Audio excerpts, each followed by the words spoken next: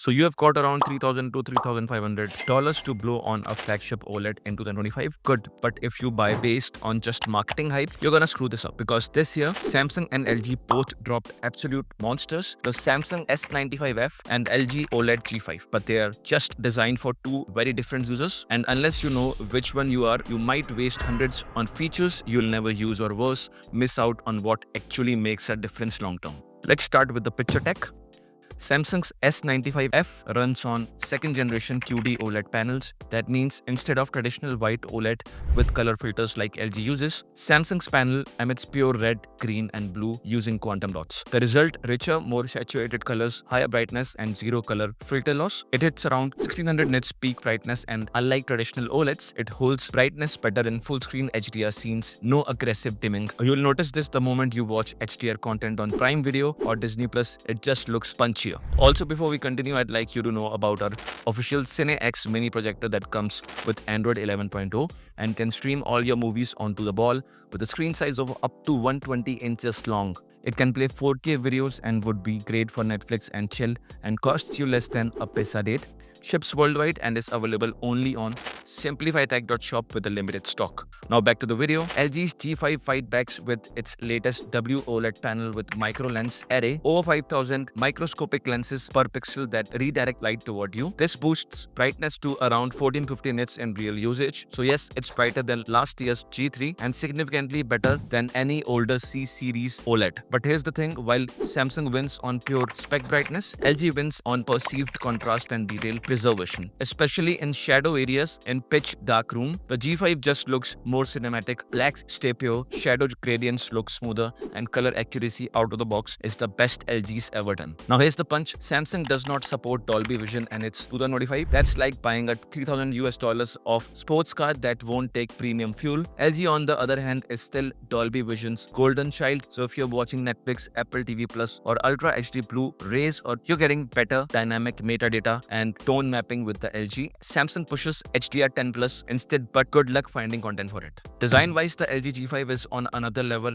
It's ultra-thin, flush mountable and literally designed to be wall art. The whole gallery design thing is not just marketing fluff. There's no visible gap between the screen and your wall. If you're building a high-end home theater or living room aesthetic, this is the one to flex. Samsung's S95F, while still slim, sticks to a more traditional form factor with a slightly thicker chassis and a central stand. It's not bad looking, but LG clearly had decorators and interior designers in mind. Now let's talk about gaming, because this is where things start to get spicy. Samsung's S95S is a 144Hz beast, native 4K/144Hz support for PCs, 4 HDMI 2.1 ports, ultra low input lag under 9 milliseconds, FreeSync Premium Pro and G-Sync compatibility. The game bar is better than ever, real-time PS counter, HDR settings, crosshair overlays. It's honestly the best gaming UI on any TV right now. The G5 still excellent, 4 HDMI 2.1 ports you're getting on this one, 120Hz of refresh rate is there, perfect flags, VRR, ALLM and buttery smooth gameplay, but it caps at 120Hz, not 144Hz. If you're console only, you won't feel the difference, but if you're a competitive PC gamer with a high-end GPU, Samsung gives you that edge. Also, Samsung's near instant response time is consistent even in game mode HDR scenes, while LG sometimes shows slight tone mapping lag in Dolby Vision game mode. Now sound. Both TVs under-deliver here. Like all ultra-thin flagships, Samsung has object tracking sound plus speakers fire from multiple directions to mimic action following on screen. It's cool, but still feels tinny in bass-heavy scenes. LG G5 supports Dolby Atmos pass-through and the sound profile is more balanced than last year. But again, you'll want a proper soundbar or AV receiver. These TVs aren't for audio lovers out of the box. So let's break this down by real-world scenarios. Bright room,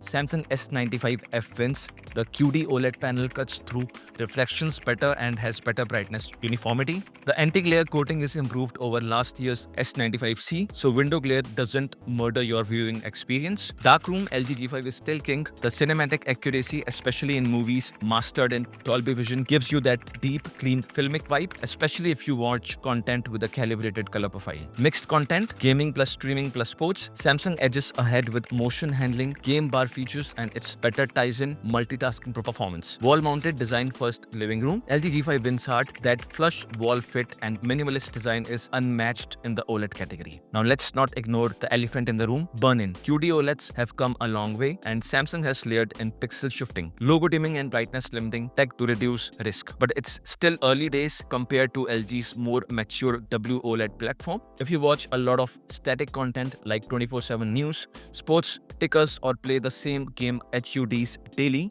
LG G5 is the safer long-term bet. Let's talk about interface and smart features now. Samsung's Tizen OS is feature-rich but feels bloated in 2025. There are more ads than ever. LG's Web OS 24 though has been redesigned with user profiles, simplified navigation, and smarter recommendations. It's also cleaner and faster than before. Personally, I take Web OS now over Tizen. Now, before you make a final call, here are two wild cards you should know about. Number one is A95L of 2024, still a competitor in 2025 QD OLED panel like Samsung but with Sony's Cognitive XR processor, Dolby Vision support, and elite upscaling. The problem, the 65-inch A95L costs around $3,799, making it the most expensive of the bunch. Beautiful but overpriced. Number two is Hisense UX 2025 Mini LED. This one's ridiculous. It's $1,999 for 65 inches, pushes nearly 3000 nits, supports Dolby Vision, IMAX enhanced, and every gaming feature Samsung offers. It's not OLED, so no infinite blacks, but the HDR performance is jaw-dropping. For daylight viewers or people who don't care about ultra blacks, this is the budget-friendly monster. So here's the raw final verdict. Samsung's S95F is the best for vibrant visuals, next-gen gaming, and bright rooms. It's a QD OLED flagship that delivers serious punch and value at $3,299. LG G5 for purists. If you value cinematic accuracy, Dolby Vision, wall aesthetics, and long-term peace of mind with static content, pay the extra and go G5 at $3,499. Want an OLED but can't justify that spend? Wait for LG's C4, which drops the gallery design but still packs a solid OLED experience under $2,200. Don't care about OLED, just want the biggest punch? Go Hisense UX, you'll save over $1,000 and still get insane HDR brightness. Oh, and one last thing, if none of this feels worth the price and you just want a big screen experience that feels premium without setting your wallet on fire, check the link in the description there. There's a portable projector that's quietly been stealing the spotlight this year. Plugs in anywhere, mirrors your phone, officially launched by us and runs on Android, and lets you watch Netflix on a wall without needing $3,000 of investment or a blackout room. If you're curious, it's worth a click. Choose smart, don't OLED. FOMO, drain your bank account.